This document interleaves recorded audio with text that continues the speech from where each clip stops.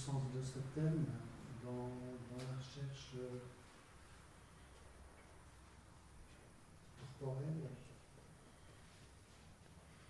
Ce qu'on appelle le corps, c'est une représentation. C'est un schéma qui s'est inscrit dans le cerveau très jeune. Et généralement, quand on dit je sens mon corps, en réalité, ce qu'on sent, c'est ce schéma. Donc on ne sent pas le corps, on sent un schéma. Donc, pour le mot corps subtil, c'est une expression un peu imaginaire, mais ça veut dire qu'on va mettre en question ce schéma. C'est-à-dire qu'il y a d'autres possibilités tactiles que la sensation de sentir un corps qui s'arrête à la surface de la peau, etc. Donc quand je vais explorer l'espace, quand je vais explorer le souffle, quand je vais explorer les différentes possibilités tactiles, je vais m'apercevoir qu'il y a d'autres sensibilités. Je m'aperçois que je peux faire des mouvements. Alors qu'on le dise pour le corps subtil, qu'on le dise mentalement, c'est la même chose. C'est une manière de parler. C'est la même chose que quand un skieur maintenant prépare un championnat, il va en haut de la pente et mentalement il fait toute la descente. Jessie Norman, en fin de vie, en temps réel, elle allait dans la salle de l'opéra et pendant les 4 heures, mentalement, elle chantait sans chanter.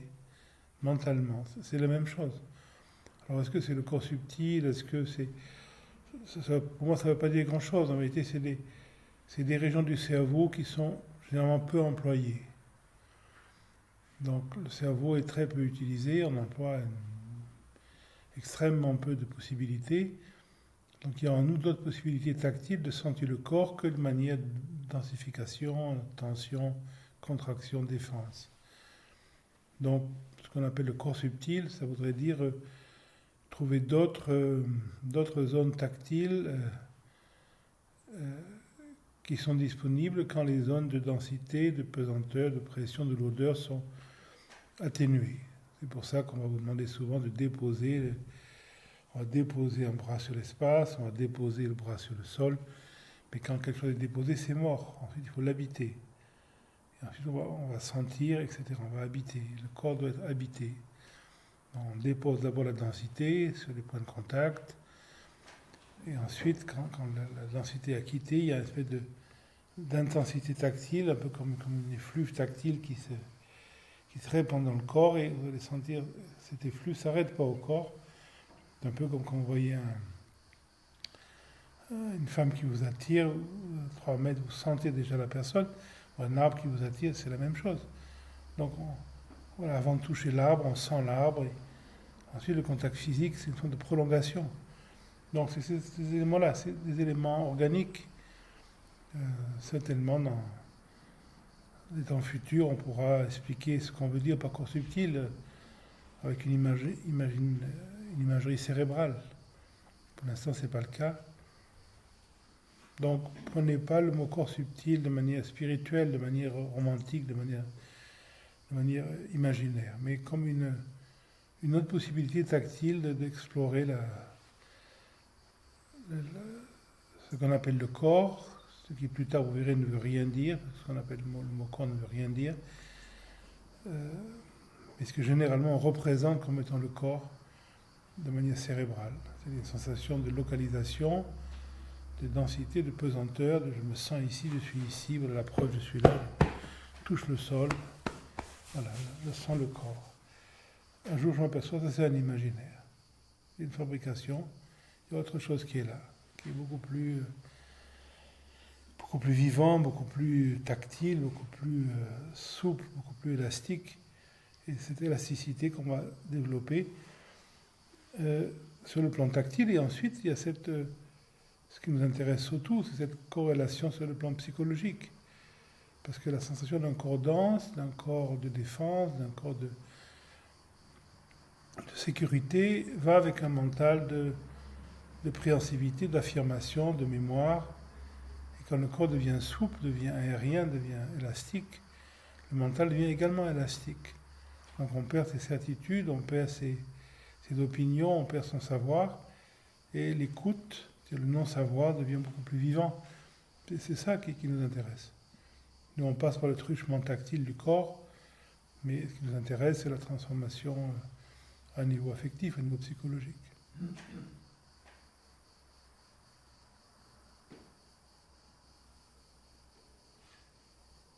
sais pas si ça a à voir avec ça, mais je me suis aperçue que quand on s'endort, au moment de s'endormir, quand il y a un son quelque part, peut-être à l'autre bout de la pièce, on a l'impression que ce son tombe dans le corps, comme si le corps, au moment de s'endormir, s'était dilaté dans toute la pièce. Absolument. Si on s'endort fonctionnellement, c'est-à-dire si on dépose son corps, la densité, etc., le passé de la journée, tout meurt, vous devez vous mettre à nu pour dormir. Et à ce moment-là, ce qui apparaît ici. C'est un peu... Mais c'est toujours le cas. Quand vous entendez une cloche, vous dites j'entends la cloche, elle est à 5 km. Non, non, le son il est ici.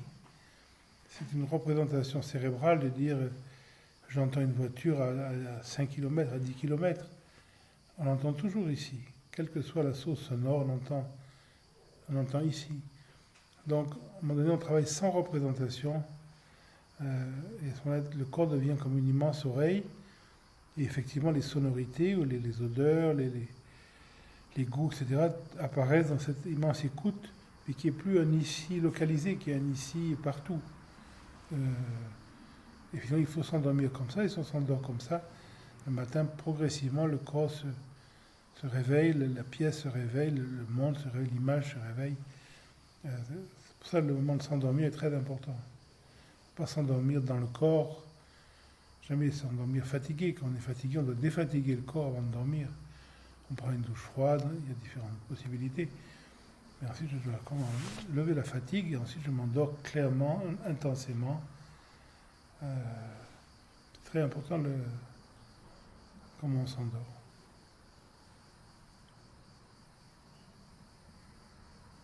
Moi, j'aimerais bien trouver l'éveil. Je fais comment? Il faut aller voir un éveillé. Il y a de très nombreux cas sur le marché. Il faut aller voir un éveillé? Sûrement.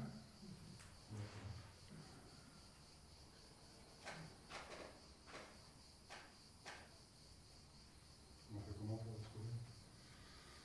Je pense que Internet, c'est la meilleure manière. Comment on peut être sûr que la personne est éveillée? Si je ne sais pas ce que c'est. Si la personne le dit, il faut avoir une attitude de confiance. Ensuite, vous allez explorer, vous verrez bien. Et alors, on peut faire du yoga pendant 20 ans, de la méditation pendant 20 ans, et puis finalement retrouver. Mais le yoga n'a jamais été fait pour arriver à un imaginaire. Et la méditation, c'est un concept de Mathieu Ricard, ça n'existe pas. Il n'y a pas de méditation. Il y a cet état organique, naturel, d'écoute, de présence. La méditation formelle, c'est une forme de romantisme, c'est une forme de fuite. Mon maître disait, la méditation, c'est ne pas prendre le train. Il n'y a rien à faire pour ne pas prendre le train. Ce n'est pas une activité, la méditation. Et l'éveil, ça existe vraiment? Je pense que c'est une catégorie commerciale comme la méditation.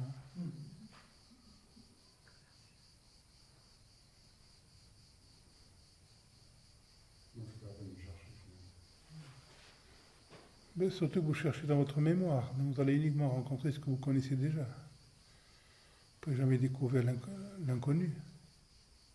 C'est pas possible. Tout ce que vous pensez, c'est votre mémoire. Donc la pensée ne contient pas ce que vous cherchez. Comme vous pouvez chercher que dans la mémoire, effectivement, chercher, c'est une forme d'éloignement.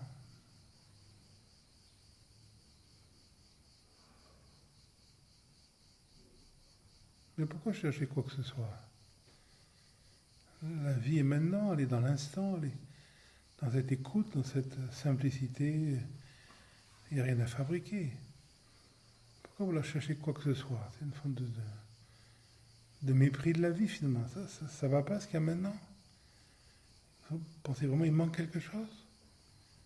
Quand je pense pas, quand j'attends rien, quand je mémorise rien, qu'est-ce qui manque? L'intensité de la vie, elle est maintenant, elle n'est pas demain, elle n'est pas quand vous serez éveillé. Qu'est-ce qui manque maintenant? C'est une forme de romantisme de chercher quelque chose. Chercher l'éveil, c'est comme chercher la femme de votre vie, ou le travail de votre vie, ou le gouvernement de votre vie. Une forme de romantisme. Il n'y a rien à chercher. Vous devez vous donner totalement. Vous n'avez pas le temps de chercher. Vous allez peut-être avoir une crise cardiaque pendant ce séminaire. Alors, vous avez raté votre vie. Vous avez peut-être vous fait écraser demain en allant au plan d'eau. Vous n'avez pas le temps de chercher. Celui qui cherche, qui commande un fantasme, vous êtes sûr de votre vie? Vous avez le temps vraiment de méditer, de faire du yoga, toutes ces choses? Il n'y a pas le temps. Alors, qu'est-ce qui se passe quand il n'y a pas le temps? Vous donnez totalement l'intensité du présent. Misez pas sur le futur. Le futur, c'est misérable. Le futur ne peut rien pour vous. Le futur, c'est un fantasme, ça n'existe pas. Il n'y a que l'instant. Tout le reste, c'est du romantisme. Je suis constamment en train de m'enfuir de l'instant. Demain, je serai réalisé, demain je serai heureux, demain je serai riche, demain je serai ceci, cela. Pourquoi attendre? C'est une fuite. Comme de peur finalement, de rien être. L'éveil, ce n'est pas une addition, c'est une soustraction. Vous n'allez pas être plus, vous allez être moins. Vous n'allez pas avoir plus de sécurité, vous allez avoir moins de sécurité. Vous n'allez pas savoir plus de choses, vous allez savoir moins de choses, parce qu'il n'y a rien à savoir.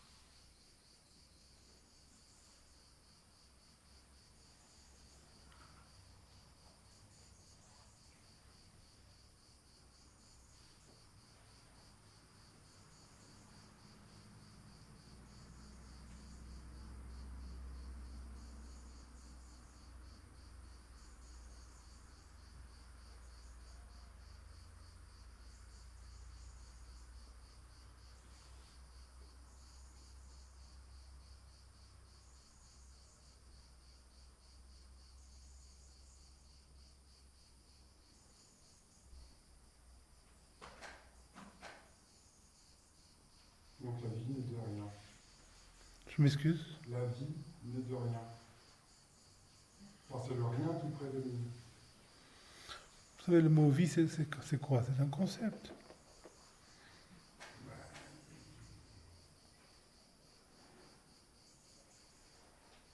Est-ce que ce qu'on voit, c'est réel ou c'est pas réel? Est-ce qu'un arbre, c'est réel? Est-ce que les nuages sont réels? Ce que vous voyez est totalement imaginaire. Ça dépend de votre état affectif. De votre système cérébral, c'est une invention cérébrale. Votre système visuel, gustatif, olfactif, auditif, vos convictions, vos préjugés, et tout ça vous fait dire je vois ceci, vous ne voyez rien du tout. Vous projetez. Les couleurs que vous voyez sont celles de votre rétine, il n'y a pas de couleur, la couleur n'existe pas. Vous voyez en couleur, tout ce que vous voyez c'est bidon. La couleur n'existe pas, c'est une invention totalement de la rétine. Alors moi-même, je n'existe pas, donc je n'existe pas. Ce que vous appelez vous-même, c'est un fantasme, bien sûr, ça n'existe pas. C'est une représentation. Prenez du LSD, vous allez voir tout à fait autre chose de vous-même.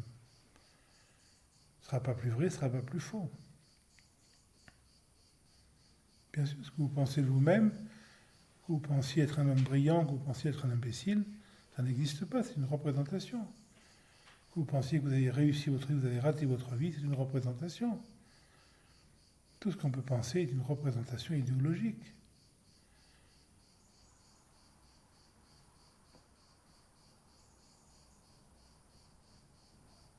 Vous n'êtes pas ce que vous pensez. La pensée est purement cérébrale.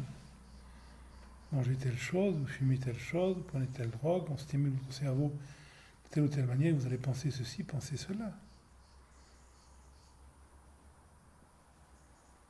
Tout ce que vous voyez du monde, c'est une représentation Chaque personne voit le monde différemment. Un communiste voit le monde différemment d'un fasciste, un chrétien différemment d'un musulman. Toutes les représentations. Bah, quand on peut sur un chrétien, sur un musulman, il est lié quand même. Bon. Bon, je sais pas si je m'exprime bien. Ce qu'on appelle le monde, c'est une projection. Le monde pour un Américain, pour un Iranien, c'est pas le même monde. Le monde pour un Palestinien, pour un Israélien, c'est pas le même monde. Le monde pour un Pakistanais, pour un Indien, c'est pas le même monde. De quel monde on parle? C'est toujours un monde idéologique.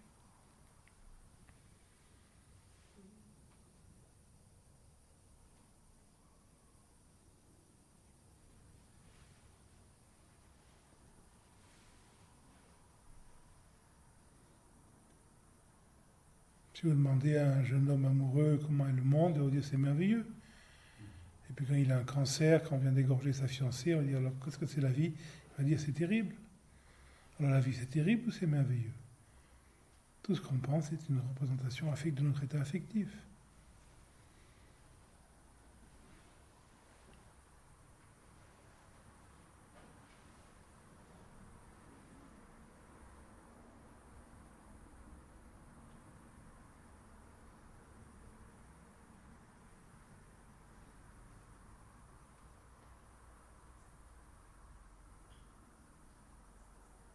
Alors, est-ce que je peux rencontrer quelque chose sans la pensée, sans l'état affectif? Finalement, c'est ça la démarche du yoga. C'est un questionnement. Est-ce que je peux rencontrer une perception sans interpréter cette perception, positif, négatif, agréable, désagréable, sans la pensée? Donc finalement, la démarche du yoga, c'est uniquement ce questionnement. Mais que ça devienne un vécu, non pas un concept.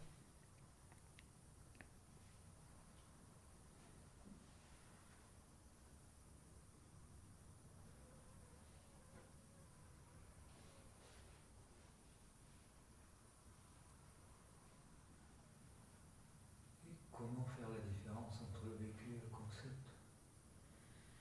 Il n'y en a pas, le concept c'est un vécu.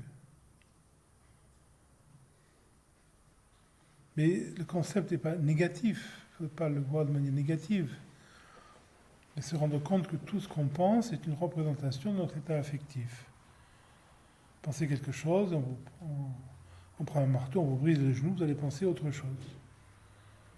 Voilà, quelle est la pensée juste? Il n'y en a pas.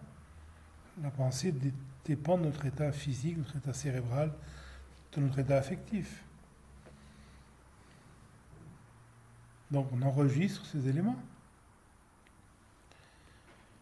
Et on s'aperçoit que la pensée est très rarement libre d'état affectif. Quand vous regardez votre vie passée, vos problèmes affectifs que vous avez eu il y a 10 ans avec telle ou telle personne, vous allez vous rendre compte qu'il n'y a pas vraiment de problème. Et pour vous à l'époque, c'était tellement difficile. Et quel est le problème maintenant? Il n'y avait pas de problème. Quand vous avez des enfants, la première fois que votre fille, votre garçon tombe amoureux, puis ça tourne mal, vous voyez cet adolescent qui est complètement perturbé, qui est prêt à se suicider parce que son petit ami a couché avec le voisin ou la voisine, et vous regardez la situation, vous ne comprenez pas pourquoi. Quel est le problème? Il n'y a pas de problème. Mais pour la personne, seulement, c'est dramatique. Cette personne va grandir, va mûrir, et à un moment donné, quand son ami couche ou non avec la voisine, elle ne saura même pas ce que ça veut dire. Pourquoi? Parce que l'élément affectif, c'est réduit. Donc, notre manière de voir le monde est entièrement conceptuelle, et ce n'est pas une critique. C'est uniquement une observation. C'est une création de notre cérébralité. La même chose qui vous réjouit un jour, quand vous offrez des fleurs à une femme, quand la femme est amoureuse de vous, elle est touchée, elle est complètement dans un état d'extase parce que vous lui avez offert des fleurs. Et puis quand vous vous séparez, etc., si vous lui offrez des fleurs, elle va sentir ça comme une agression. C'est les mêmes fleurs, la même couleur. Vous avez payé le même prix. Mais il y a 2 ans, c'était une preuve d'amour, et maintenant, c'est une preuve de perversité d'offrir encore des fleurs.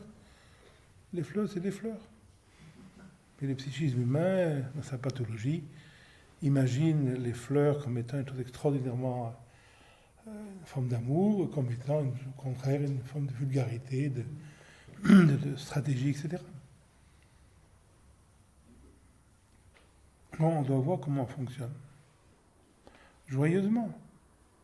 Pourquoi ? Parce qu'on n'a pas le choix. Je ne peux pas fonctionner autrement que comme je fonctionne, mais je peux le voir.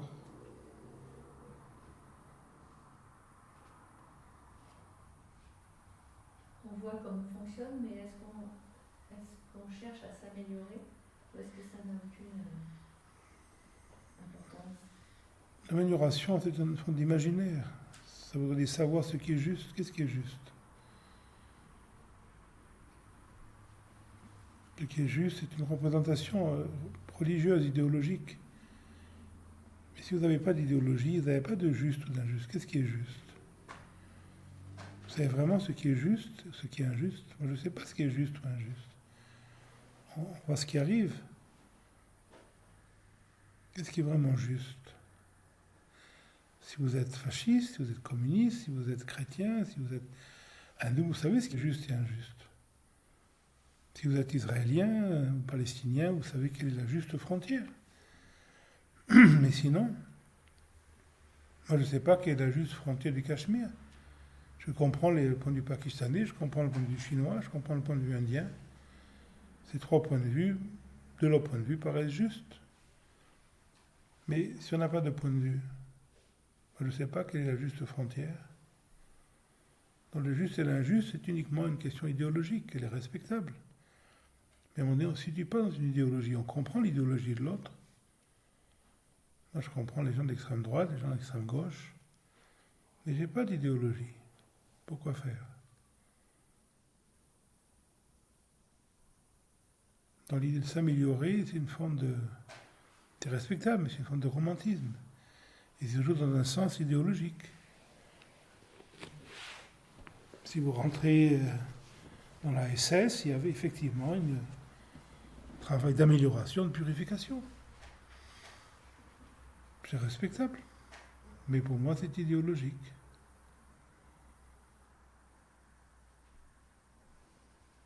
Parce qu'on a une forme de responsabilité. Mais vous ne croyez quand même pas que vous êtes responsable de vos actes. Vous êtes responsable de votre intelligence, de votre sensibilité, de votre état corporel. Vous êtes responsable de quoi ? C'est complètement imaginaire.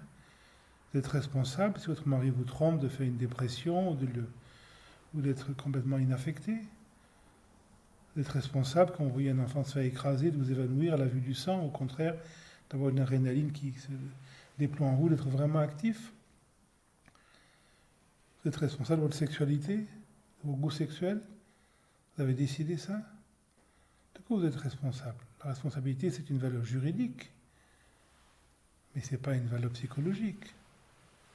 On n'est responsable de rien. Si on vous agresse dans la rue, vous allez répondre selon vos capacités.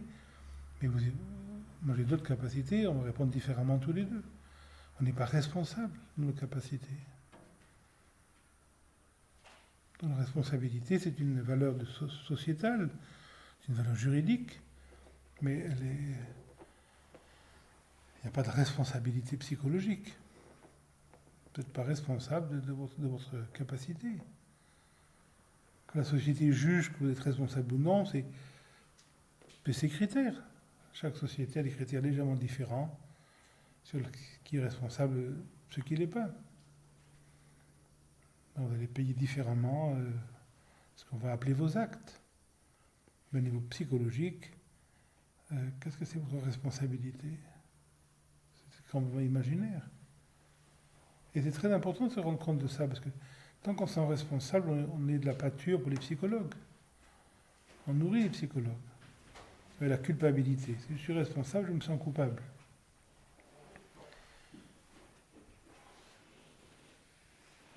Mais quand je me rends compte que j'ai aucune responsabilité, parce que j'ai aucune autonomie dans ma manière d'être, qu'est-ce qu'il pourrait y avoir comme responsabilité? S'il n'y a pas de responsabilité, qu'est-ce qu'il pourrait y avoir comme culpabilité? On ne peut pas se sentir coupable de quoi que ce soit. On ne peut pas se sentir fier de quoi que ce soit non plus, parce qu'on n'est pas responsable de nos capacités. On est toujours plus courageux que quelqu'un, on est toujours plus lâche que quelqu'un d'autre. C'est un problème de comparaison.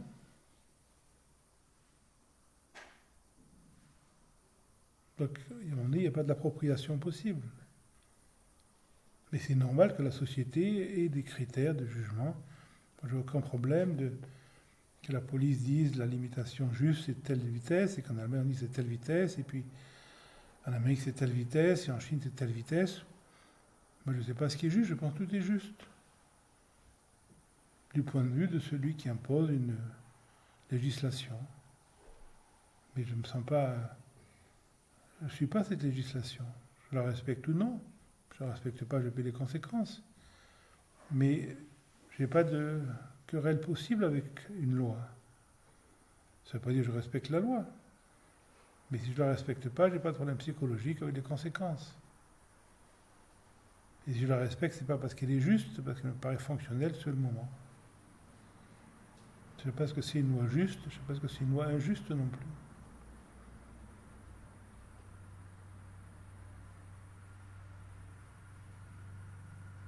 Le juste et l'injuste, c'est de penser, de se prendre pour un lion et penser que c'est juste de manger une gazelle, ou de se prendre pour une gazelle et penser que c'est injuste que le lion la mange. Mais si on se prend pour rien, on comprend le point de vue de la gazelle quand elle est mangée par le lion, et on comprend le point de vue du lion quand il mange la gazelle. Mais j'en déduis pas quelque chose de bien ou de mal. Je comprends que le lion le voit comme un bien, que la gazelle le voit comme un mal. Mais c'est des points de vue. Moi, je vois ni bien ni mal dans la situation. Sans idéologie, il n'y a pas de possibilité de bien ou de mal.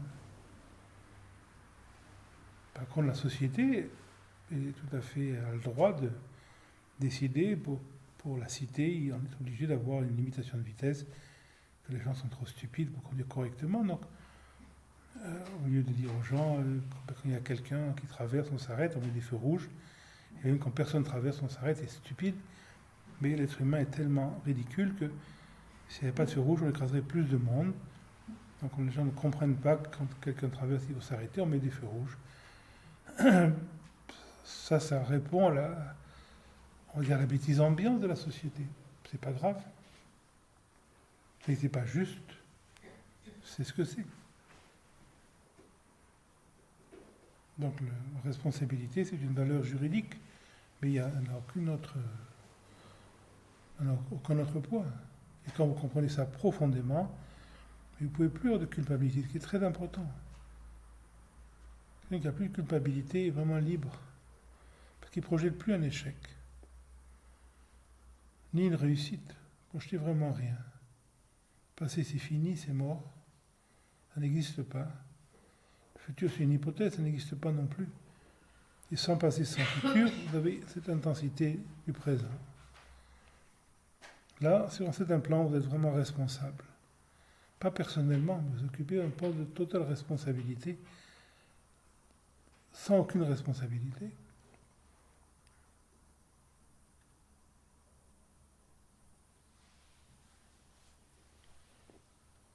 Mais par exemple, quand on fait un geste qu'on regrette, on a du mal à faire ça, ne pas se sentir coupable, ne pas se sentir la responsabilité.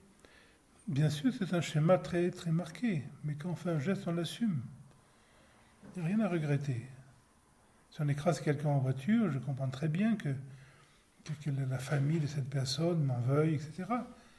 Et je comprends très bien que s'il faille, pour des raisons pédagogiques vis-à-vis de ces gens-là, je dis à cette personne, je m'excuse.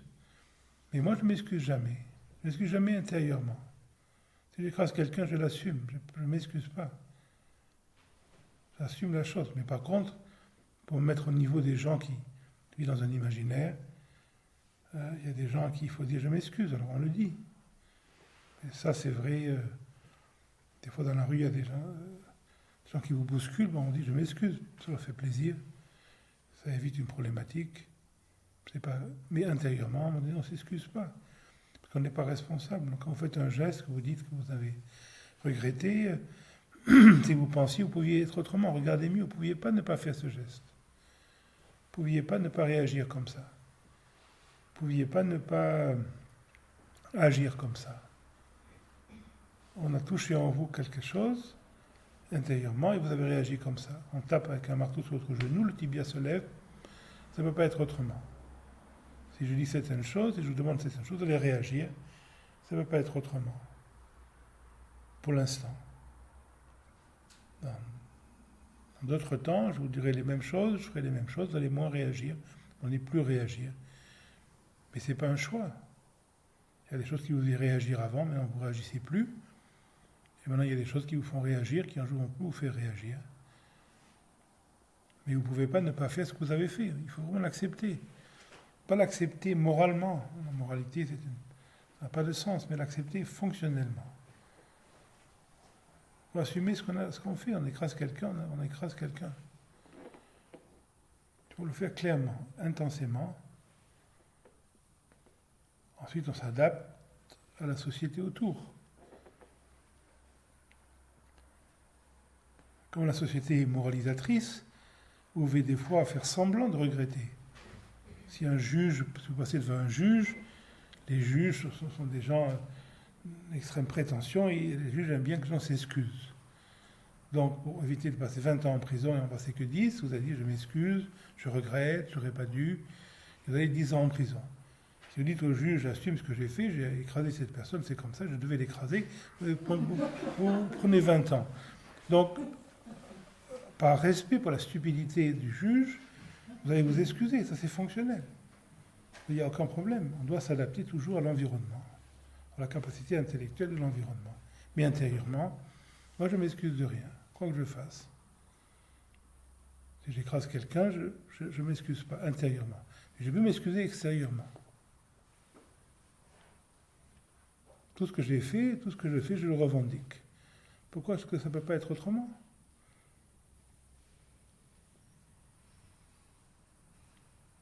Et à un moment donné, c'est pour ça qu'on n'a rien fait. Parce que ce n'est pas nous qui agissons, c'est la vie qui agit à travers nous. On n'a jamais rien fait. Quel que soit ce qu'on a fait, on n'a pas fait. Ça s'est fait malgré nous. Vous n'avez jamais été ni intelligent ni stupide. Vous n'avez jamais été ni juste ni fausse. Ça, c'est une interprétation. La vie s'incarne à travers nous dans des situations qui sont jugées par l'environnement comme justes, comme faux, et qui sont jugées par nos propres restrictions intellectuelles comme justes, comme faux. Mais ce n'est pas parce que je juge que c'est faux, ou que je juge des fois que c'est juste ou que c'est faux. Il y a des gens qui tuent leur femme par amour, ils pensent que c'est juste. Pour moi, c'est pas pour ça que c'est juste. Donc penser que c'est juste, c'est inutile. Penser que c'est faux, c'est inutile. Et on ne pense pas. Il y a une clarification, il y a une intensité qui est là. Il n'y a rien à regretter. C'est important de ne rien regretter. Ce qui arrive ne peut pas ne pas arriver. Voilà, c'est comme ça. C'est purement scientifique. Une situation qui arrive ne pouvait pas ne pas arriver. Il n'y a pas de hasard dans la vie. Donc on doit l'accepter. Et pas l'accepter moralement, encore une fois, pas l'accepter comme un chrétien dit je dois l'accepter. Non, on ne doit rien accepter. Mais l'accepter fonctionnellement. C'est arrivé, oui, mais voilà. C'est comme quand vous avez un ami qui meurt, mais c'est comme ça on l'accepte.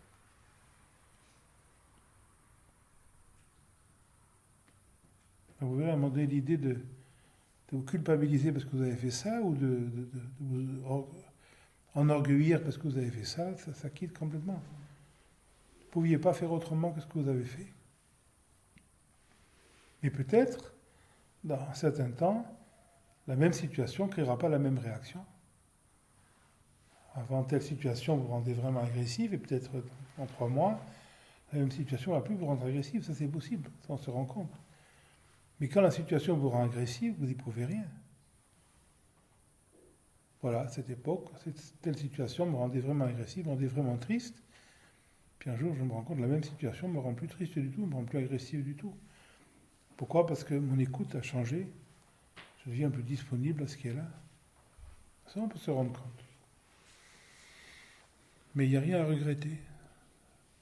même des gens qui ont été blessés. C'est comme ça ne pouvait pas être autrement. Il faut l'accepter. Quand on monte dans une voiture, on est prêt à écraser des gens. Si on ne va pas écraser des gens, on ne monte pas dans une voiture. Il faut l'accepter.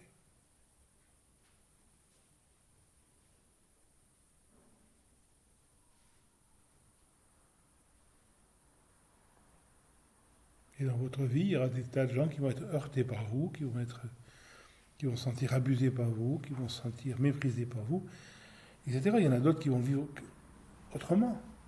Il faut l'accepter aussi. Il y a toujours des gens qui vous détestent, il y a toujours des gens qui vous méprisent, il y a toujours des gens qui... Ça fait partie de la vie. Quand vous vous rendez compte que vous n'avez aucune autonomie, que ce que vous pensez est totalement conditionné, ce que vous sentez est totalement conditionné, ce que vous faites est totalement conditionné, vous n'avez plus le moindre commentaire sur vous-même. Parce qu'il n'y a pas de soi-même. Ce que vous êtes, c'est la vie, c'est votre culture, c'est toute votre génétique qui s'incarne comme ça. Ce que vous avez fait, c'est la faute de votre grand-mère, de votre arrière-grand-mère, de votre arrière-arrière-grand-père. Et si vous allez plus loin, vous allez arriver à Adam et Ève, vous arrivez au bon Dieu. Il y a toujours une cause, il y a toujours un passé. Donc vous n'appropriez pas l'action. Vous n'avez rien fait. Un mouvement est passé à travers vous. Il y a des gens qui ont été heurtés par ce mouvement. Tout va bien. Il faut l'accepter. C'est important d'accepter les gens qui vous détestent et les gens qui vous aiment. Les deux ne parlent que de leur imaginaire.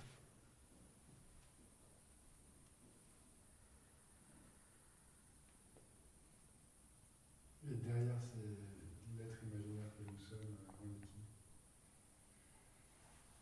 C'est une bonne question.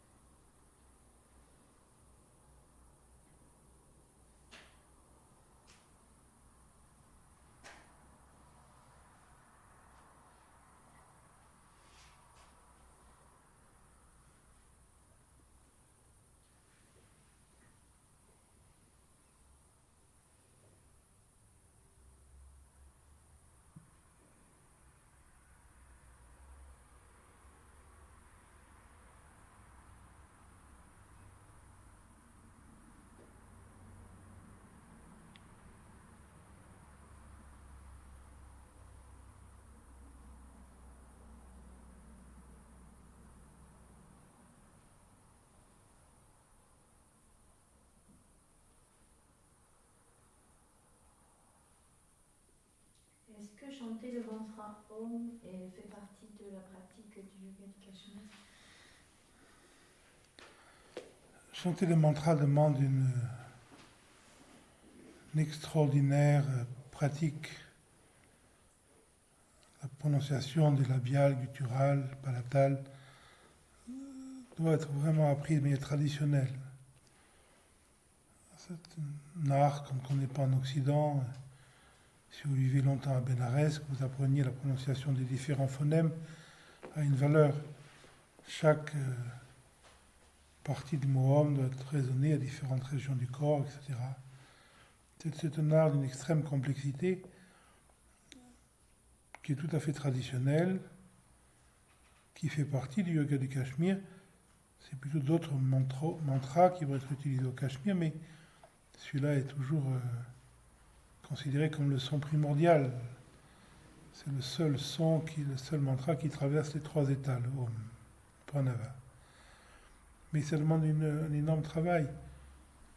Ce qui est prononcé mécaniquement dans les écoles du yoga, le Om, Om, Om.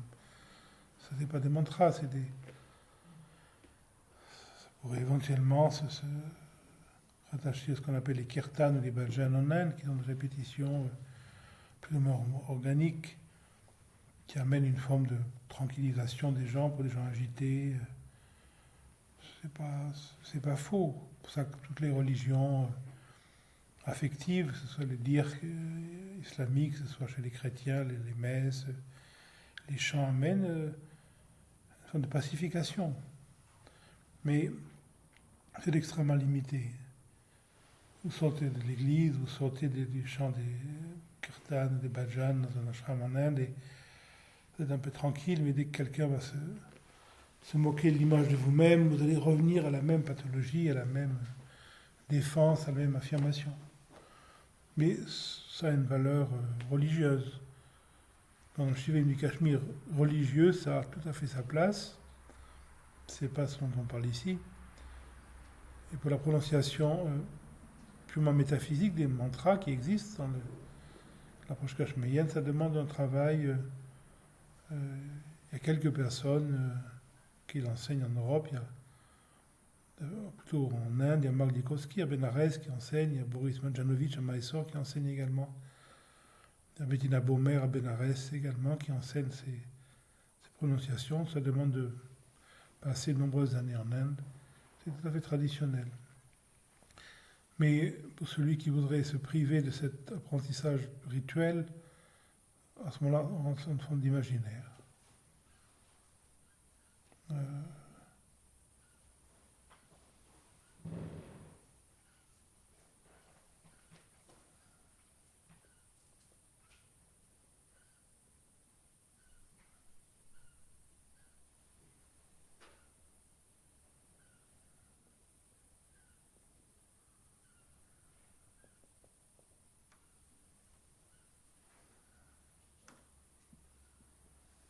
Le sanskrit est une langue orale, ça doit être appris par la répétition, non pas par la grammaire.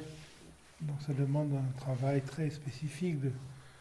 On vous donne quelques mots, vous les répétez quelques semaines, d'autres mots, quelques semaines, d'autres mots. Après des mots font des phrases, après les phrases font des slokas, après des slokas, etc. Et longtemps après, la prononciation, les sens, les premières racines vous sont donnés, etc. Mais le sanskrit, c'est ce qu'on a dit l'autre jour, c'est la shruti, c'est entendu, on doit entendre le sanskrit. Ça se lit pas, ça s'entend. Donc c'est un apprentissage extrêmement spécifique qui demande une vie qui ne correspond pas aux Occidentaux qui vivent ici. Mais on peut le faire. Mais il faut vivre là-bas. Mark Dikowski, ça fait 30 ans qu'il est à Bénarès, Bettina Baumer, ça fait 40 ans qu'il est à Bénarès. Donc leur prononciation a une qualité tout à fait juste. Je voulais vous demander, Eric, j'entends parler de vibration et puis d'énergie. Je me demandais si pour vous il y avait une différence ou si vous avez quelque chose à nous expliquer par rapport à ça. Et puis aussi ce que je constate dans le travail, c'est que c'est quelque chose qui peut apparaître à certains moments quand on a pu déposer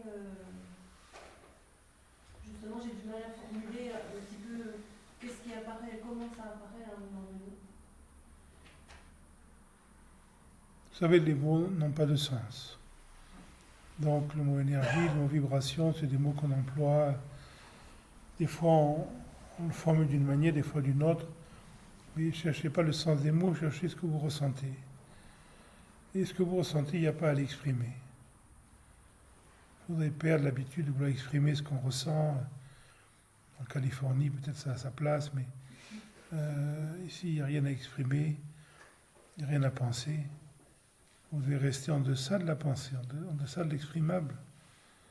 Si votre chien vous demande alors qu'est-ce que tu sens quand tu fais l'amour, ça ne va pas être facile non plus de l'écrire. Donc là, on arrive dans des domaines purement tactiles, purement du ressenti, dans les mots, l'expression. Peut-être qu'on a un don poétique, il y a des gens qui ont un don pour la parole, qui arrivent à dire des choses, mais franchement, ça a peu d'intérêt. Ce qui est important, vous vous rendez compte, voilà, des fois, après des moments d'écoute, il y a cette espèce de pulsation, de vibration que vous allez sentir dans les oreilles, puis autour de la tête, après dans tout le corps, après dans l'espace. Des fois, il y a plutôt comme une forme de chaleur, un fourmillement, comme un dressage, comme une forme d'élasticité qui se fait, comme on va décrire comme forme d'énergie, etc. Ne le décrivez pas, restez dans le ressenti. Au plus le ressenti va s'étoffer, sans la pensée, au plus vous allez comprendre, quand vous allez lire ensuite les textes traditionnels, ou regarder l'art traditionnel, vous allez comprendre pourquoi en Afrique noire, dans le centre de l'Afrique, on a représenté des fois un lézard qui monte derrière la tête, qui coiffe la tête, le masque du sorcier. Pourquoi en Inde on a représenté ça sous forme de serpent? Pourquoi on a représenté, il y a de tas de manières de représenter l'énergie, mais il n'y a pas de lézard, il n'y a pas de serpent. Il y a quelque chose qui est... Si on doit décrire ça à quelqu'un qui ne le connaît pas, voilà, il y a plein d'images possibles. Les chrétiens le décrivent autrement. Les musulmans le décrivent autrement. Dans la carte, ce n'est pas le territoire. Donc, sauf si vous avez un besoin poétique d'exprimer les choses, qui est tout à fait légitime, ne cherchez pas le juste mot, parce qu'il n'y a pas de mot, justement. Vous allez travailler de plus en plus sans mots, vous allez découvrir des tas de choses impensables, et quand vous allez les vivre, on ne peut rien dire. C'est tellement à la surface qu'on peut dire. Tout le travail vous amène d'un non-dit complètement vivant. C'est pour ça Ezra Pound, à un moment donné, a arrêté de parler. Quand on voit la dernière question qu'on a posée à Ezra Pound, un journaliste pose la question, alors j'oublie la question, et il regarde le journaliste, il reste en silence, il n'a jamais plus parlé. Après on l'a mis à l'hôpital psychiatrique, il n'a pas ouvert la bouche, il n'avait vraiment rien à dire. Alors on n'est pas obligé de faire comme ça.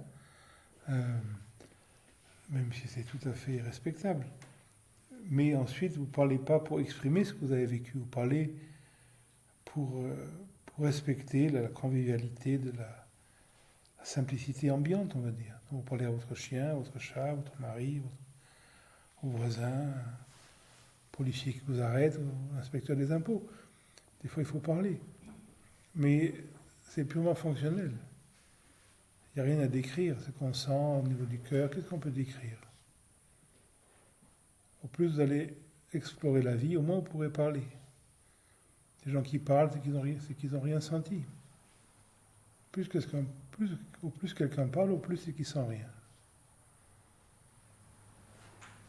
C'est complètement imaginaire. Les gens qui parlent toujours de ce qu'ils ont senti, ils ont senti ça, ils ont senti ça, ils ne sentent rien du tout. C'est complètement imaginaire. Moi, je connais des tas de gens, je rencontre, ils me décrivent, ils me disent, voilà, le matin, ils sentent l'énergie, ils sentent la Kundalini qui monte, ils n'ont jamais rien senti, c'est complètement imaginaire. C'est respectable. Mais quand le senti vient vraiment vivant, le senti vient avec un silence. Ce silence va cadrer le senti. Ce silence va permettre au senti d'être non mental. Il y a vraiment l'intensité, mais il n'y a plus de langage. Exceptionnellement, des fois, une parole peut venir. Mais le yoga est un art solitaire. Il n'y a pas de convivialité dans le yoga, parce que vous ne pourrez jamais parler. Vous ne pourrez jamais exprimer. Il n'y a pas à le faire. comme quand vous allez à l'opéra ou au théâtre, vous pouvez exprimer ce que vous avez senti. Quand vous regardez un coucher de soleil, vous pouvez exprimer ce que vous avez senti. Il y a quelques personnes exceptionnelles, les poètes, qui peuvent des fois exprimer ce qu'ils sentent. Il faut vraiment un don. Si on n'a pas de don, on reste silencieux, parce que qu'est-ce qu'on peut dire? Donc ne cherchez pas les mots, mais si un jour vous lisez les textes traditionnels, vous allez comprendre pourquoi telle tradition employait tel mot, pourquoi notre tradition employait d'autres mots, ça pointe de la même... Tous les êtres humains ont la même expérience. Quelle que soit l'époque, il y a 1000 ans, il y a 2000 ans, 3000 ans, tout le monde, on vivait les mêmes choses.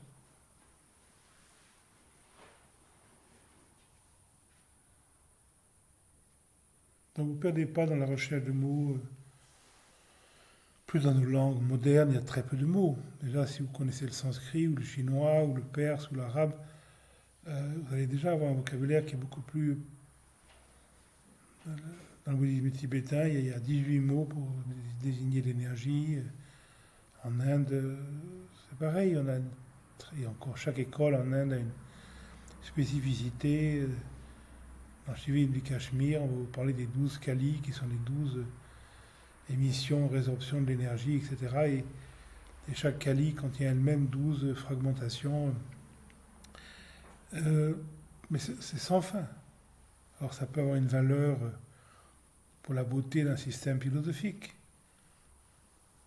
Parce que comme tous les systèmes indiens sont basés sur les phonèmes, dans le nombre de différents phonèmes, chaque système va se baser sur les 54 lettres, etc. Il y a plusieurs possibilités de l'alphabet pour justifier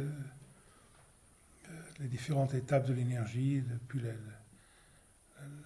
la première émission, le A, et ensuite la dernière, le A, la résorption. Mais c'est sans fin. Donc laissez ça aux ethnologues. Pour ce qui est votre ressenti, il n'y a rien à dire. Des fois, on peut bavarder. Voilà, on peut très bien dire, j'ai senti ça.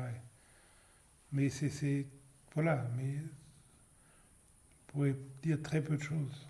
Ce qu'on peut dire, c'est laisser mourir le senti. Quoi que vous sentiez, ce qui est plus important que vous sentiez, c'est la résorption de ce senti. Ça, c'est très important. Vous êtes présent quand la sensation d'énergie se déploie en vous, et dans votre présence, cette énergie va se mourir en vous. C'est ça qui est très important.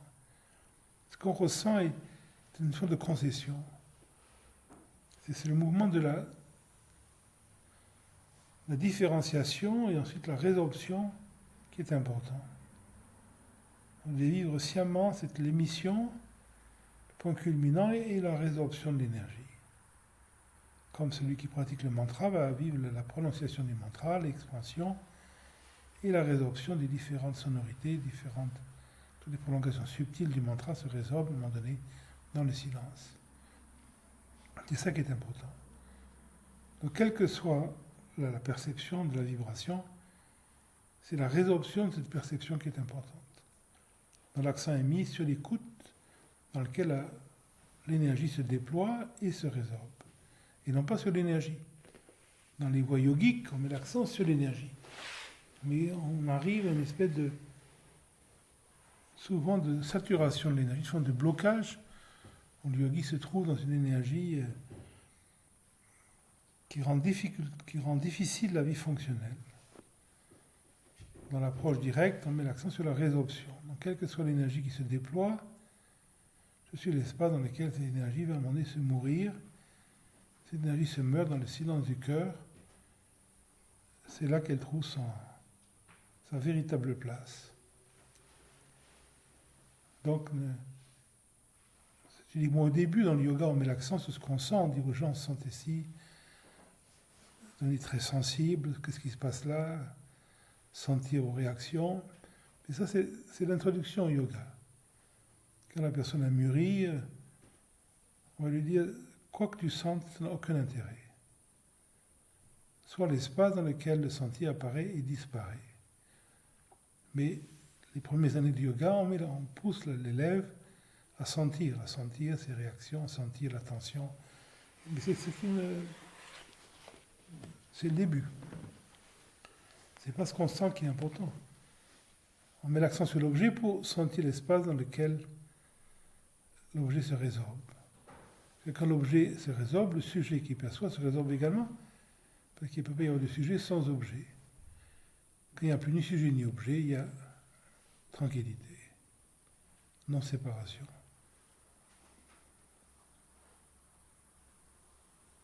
Donc, ne vous inquiétez pas si vous ne trouvez pas les mots pour décrire ce qui est là pour mourir.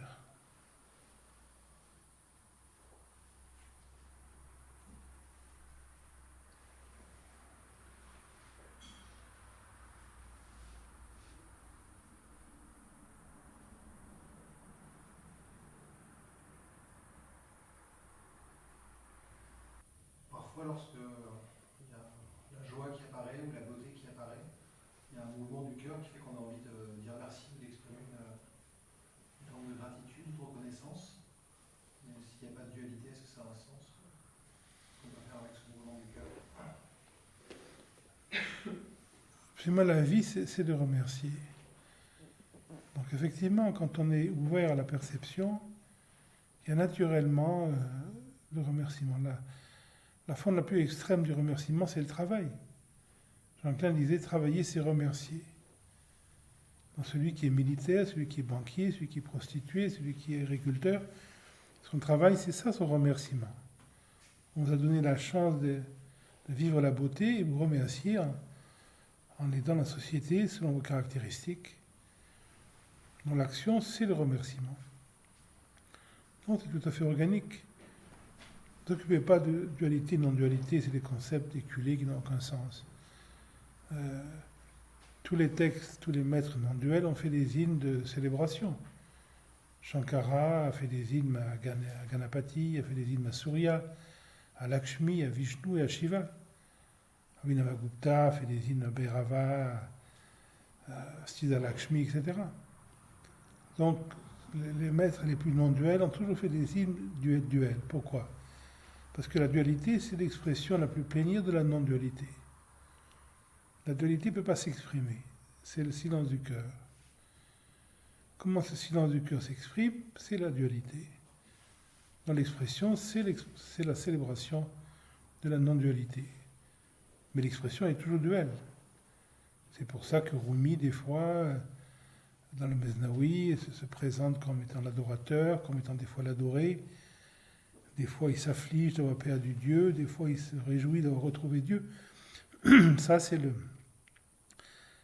jeu de la dualité qui est l'expression la plus plénière de la non-dualité. Même Abhinavagupta, dans le Tantraloka, pas dans le Tantraloka, mais dans certains hymnes, se plaint également de Dieu qui l'abandonne et puis qui retrouve. Ibn Arabi fait de même. Donc, cette dualité est l'expression directe de la non-dualité. Donc il ne faut pas avoir peur de la dualité, ça n'existe pas. Mais la non-dualité ne s'exprime pas, donc quand on s'exprime, ce qu'on exprime c'est la non-dualité, mais toujours sous forme duelle, parce qu'il n'y a pas d'autre possibilité. Mais l'expression la plus ultime du remerciement, c'est le travail. Le médecin, le militaire, le boulanger, le charcutier, chacun fait son travail, c'est ça le remerciement. Quand vous faites le ménage, quand vous occupez du jardin, c'est ça le remerciement.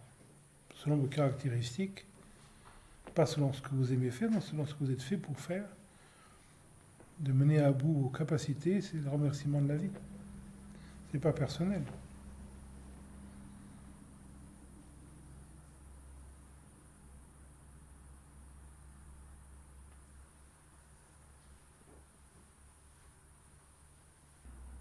Le corps n'est que projection. Qui fait les projections? Quand il pleut, qui pleut? C'est pas parce que la sémantique donne un sentiment de personnalisation que ça existe.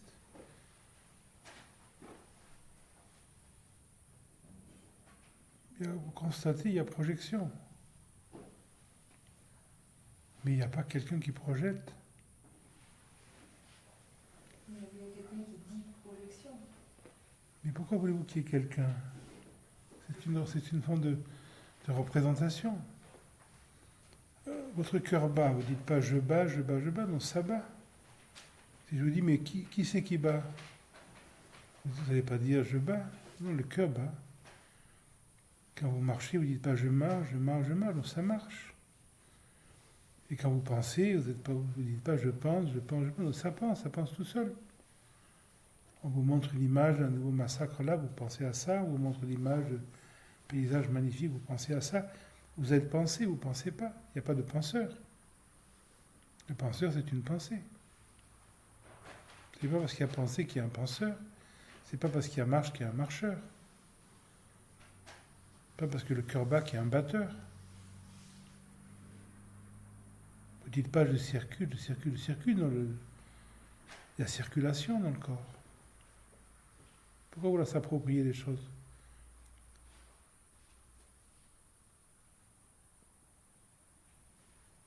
C'est la sémantique qui nous oblige, on va dire, de dire je.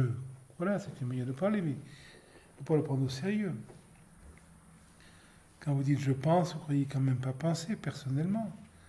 Il n'y a personne qui pense. Vous ne pensez rien du tout. C'est toutes les informations qui ont été enregistrées dans votre cerveau qui font que vous pensez ça, mais ce n'est pas personnel. Il n'y a rien de personnel. Il n'y a jamais rien de personnel. Il n'y a rien de personnel dans votre corps.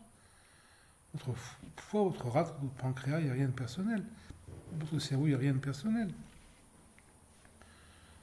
Regardez tous les albums photos de votre famille, on va trouver les mêmes schémas, les mêmes pathologies, les mêmes capacités, etc. C'est pas personnel. Non, le jeu, c'est une manière de parler conviviale, on va dire. Pourquoi pas? C'est pas naturel d'ailleurs. L'enfant, on doit l'apprendre le jeu à l'enfant. À 2-3 ans, l'enfant dit John a faim, John n'est pas content, Gertrude a mal, Gertrude a faim, etc. Puis les parents disent tu as faim, tu as mal, etc. Comme tu es belle, comme tu es bête. Et petit à petit, l'enfant s'approprie les. Et on dit I am John. Mais c'est complètement imaginaire. Il n'y a pas de John. C'est une manière de parler culturelle.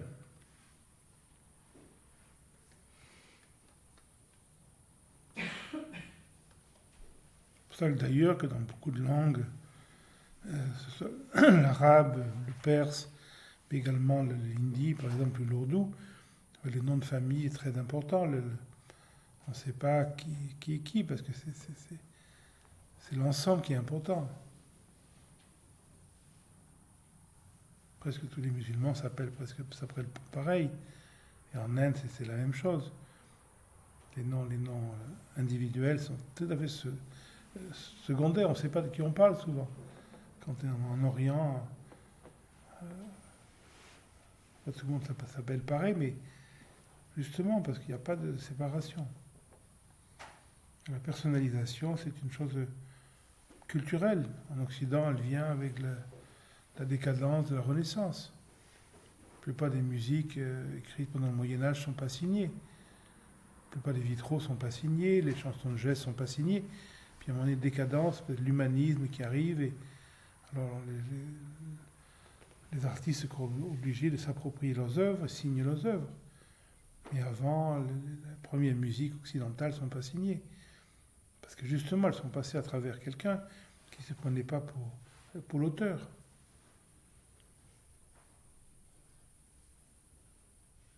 Très souvent, les peintres n'aiment pas signer leur tableau. Ils le signent parce qu'il faut les vendre, il faut bien vivre. Mais ils n'ont pas envie. Parce qu'ils savent très bien que ça ne vient pas d'eux. Ils sont un canal.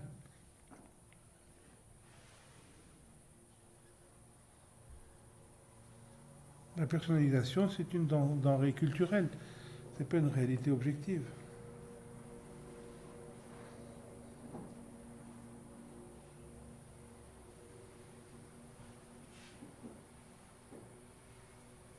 plus je vis coupé de la réalité, au plus évidemment je me situe dans cet imaginaire. À ce moment-là, je me prends pour une personne, je vais défendre cette personne, je vais affirmer cette personne, je vais avoir raison, je veux être reconnu, je veux être aimé, je veux être respecté, je veux être compris. Et ensuite, les psychologues arrivent pour essayer de... voilà. Mais si vous réalisez qu'il n'y a pas de personne, c'est une représentation. Votre carte de visite est vierge. C'est sur l'instant qu'elle se remplit. Si le feu prend chez vous, vous devenez pompier. Quand le feu éteint, le pompier s'éteint également.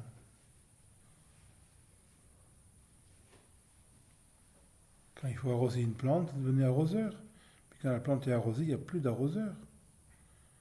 Ce que vous êtes apparaît sur l'instant, disparaît sur l'instant.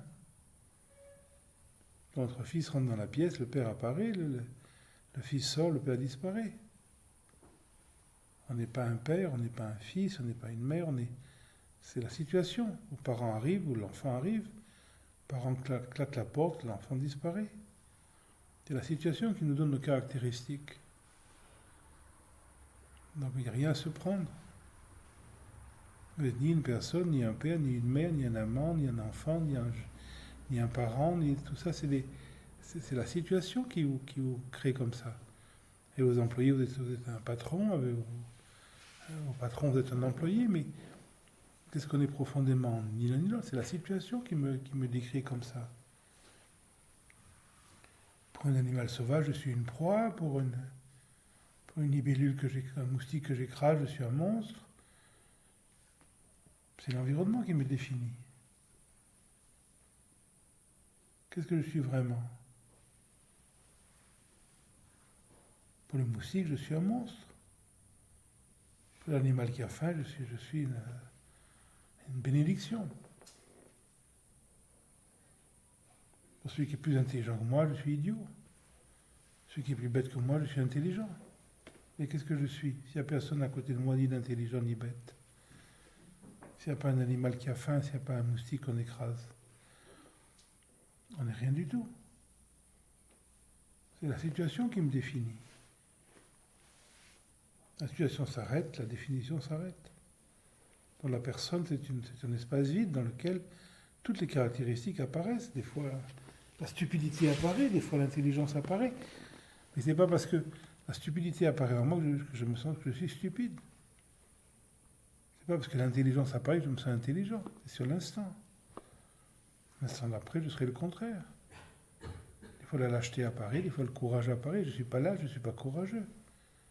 Je suis l'espace dans lequel je vois des fois des moments de lâcheté, des moments de courage, des moments d'affirmation, des moments d'ouverture, des moments de peur, des moments de fabrication.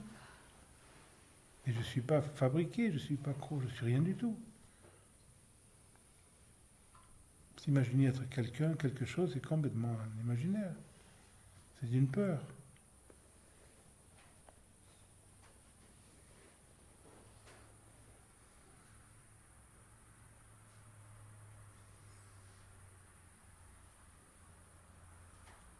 C'est pas parce que vous avez un passeport français que vous êtes français. Le passeport est français. Vous avez eu 5 ans en Amérique, vous avez un passeport américain. Vous n'êtes pas obligé de vous imaginer américain. Si vous avez assez d'argent, vous pouvez aller à Singapour, vous avez un passeport singapourien, vous n'allez pas vous imaginer, etc. Le passeport peut changer, mais vous ne changez pas. Alors quelle est votre nationalité? Vous n'avez pas de nationalité, c'est le passeport qui est une nationalité.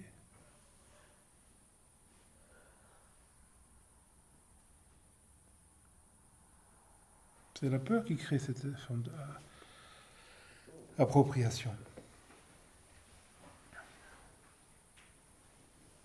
Mais il est respectable. Celui qui croit à la personne doit vivre son expérience, comme celui qui croit en Dieu, celui qui croit à la démocratie. Il y a des tas de gens qui croient à des choses. Il faut respecter ces choses-là. Donc ici, on ne vous demande pas de mettre en question vos convictions. Ces notions-là, il faut les respecter, il faut les explorer au maximum. Et en explorant ces convictions, celui qui croit au Père Noël, il va explorer le Père Noël, et puis un jour va peut-être changer d'avis. Mais c'est que son exploration qui va le faire changer d'avis. Si quelqu'un lui dit mais il n'y a pas de Père Noël, c'est une forme de violence. Il faut explorer. Dans l'approche tantrique, on ne vous demande jamais de changer quoi que ce soit. On ne vous demande pas de devenir quoi que ce soit. On vous demande d'explorer honnêtement votre fonctionnement, vos croyances. Croyez en Dieu, c'est super. Vous ne croyez pas en Dieu, c'est super. Croyez à la personne, c'est super. Vous ne croyez pas à la personne, c'est super. C'est des croyances dans tous les cas. Ça n'a pas d'importance. C'est bidon ce qu'on croit. C'est tellement à la surface des choses. Que vous croyez complètement... c'est rien. On prend un marteau, on l'écrase sur votre genou, vous allez là, vous ne croyez plus rien, il n'y a que le genou. La pensée est tout à fait superficielle. Donc ne rien changer à ses croyances, mais les explorer intensément, et à un moment donné, vous allez voir, il y a peu de croyances qui vont rester. La croyance à la personne est quelque chose qui part très, très vite quand on explore. Et tant qu'on a cette conviction de je suis quelqu'un, I am John, c'est pas un problème. Que même quand vous le croyez, c'est pas pour ça que ça existe, il n'y a pas de problème.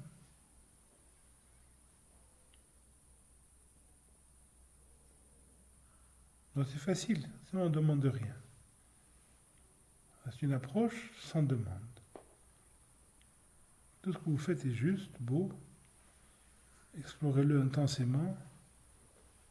Regardez votre fonctionnement amoureusement. Pourquoi amoureusement? Parce que vous n'avez rien d'autre à vous mettre sous la main. Et vous n'aurez jamais rien d'autre jusqu'à votre mort. Et quand vous serez sur votre lit de mort, vous n'aurez toujours rien d'autre que votre fonctionnement à observer.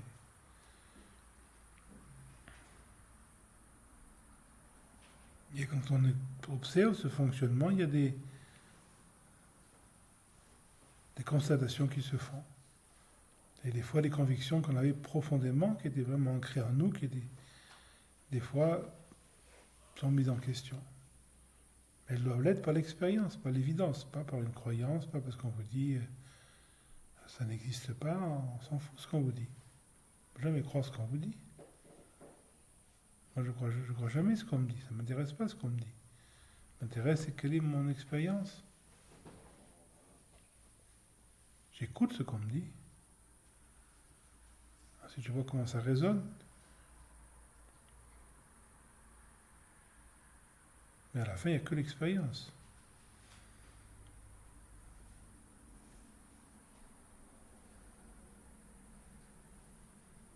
Et si on prend la tradition indienne, l'expérience doit être corroborée par deux éléments.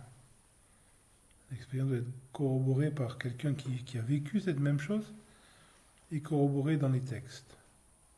Si quelque chose n'est pas dans les textes, pas corroboré par celui qui l'a vécu, ou n'est pas, si je ne l'ai pas vécu moi-même, on considère que l'expérience n'est pas totale. Mais on n'est pas obligé de s'approprier la tradition indienne.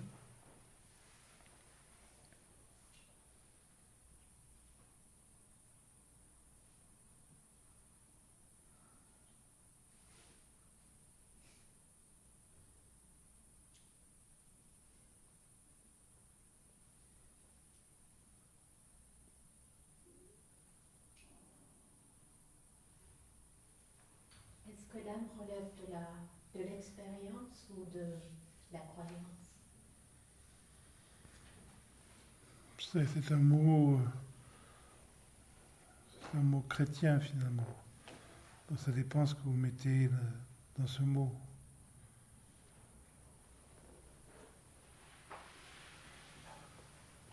Sur un plan en Orient, on ne croit pas en une âme individuelle.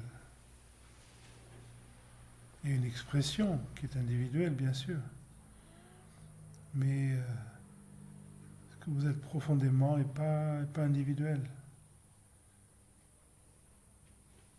Donc vous allez explorer apparemment votre fonctionnement individuel pour vous apercevoir que c'est une forme de célébration, c'est une forme de concrétisation de quelque chose qui est au-delà de la personne.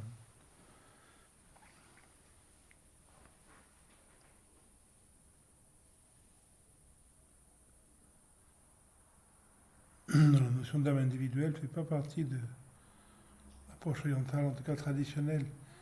Elle fait partie de l'approche religieuse. Donc elle est tout à fait présente dans le vishnouisme religieux du centre de l'Inde, dans le shivaïsme également du centre de l'Inde. Mais de la point de vue métaphysique, si on voulait employer le mot Atman pour l'âme, l'Atman n'est pas personnel. C'est une représentation de l'absolu dans un espace-temps conditionné. Mais il n'y a pas d'âme individuelle. Shankara dit très clairement dans les textes, c'est Shiva qui se réincarne. C'est le Dieu qui se réincarne, c'est pas une personne. Mais peu importe, parce que finalement, ce qui est important, c'est ce que vous sentez.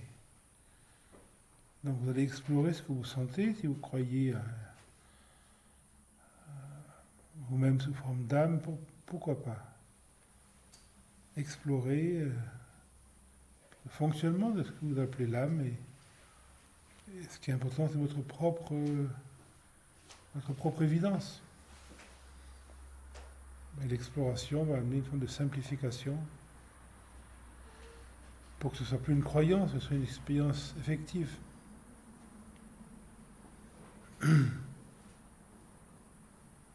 Donc nous, on n'a pas de notion de ce qui pourrait être. Tout ce que je pourrais dire, c'est comme ça, c'est une forme de conceptualisation. Justement, c'est pas comme ça. C'est aussi comme ça, selon certains points de vue. Donc vous devez accepter de quitter la pensée linéaire, la pensée qui comprend la pensée de cause à effet, la pensée sujet-objet, pour vous ouvrir à une forme de disponibilité dans laquelle la pensée a très peu de place en tant que moteur de recherche. Elle peut avoir une place en tant qu'expression de ce qui se présente, mais pas comme moyen. C'est-à-dire qu'on ne va pas réfléchir. Quand je réfléchis, je cherche dans la mémoire. Ce qui est important, c'est le neuf, l'inconnu. L'inconnu, je peux uniquement être ouvert à l'inconnu. Je ne peux pas chercher l'inconnu. Donc la notion de réflexion, la notion de recherche va être remplacée par une notion de disponibilité, d'écoute, dans laquelle vous verrez si ce concept d'âme a sa place ou non, mais de manière expérimentale.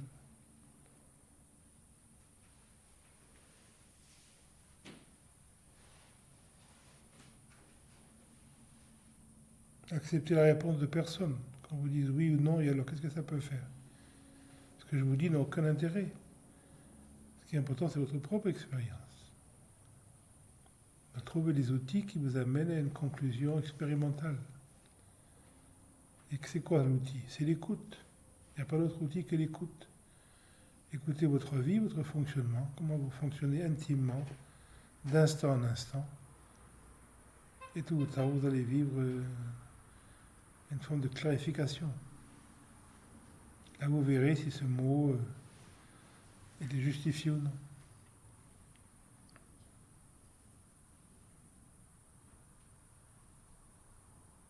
Passez une bonne soirée.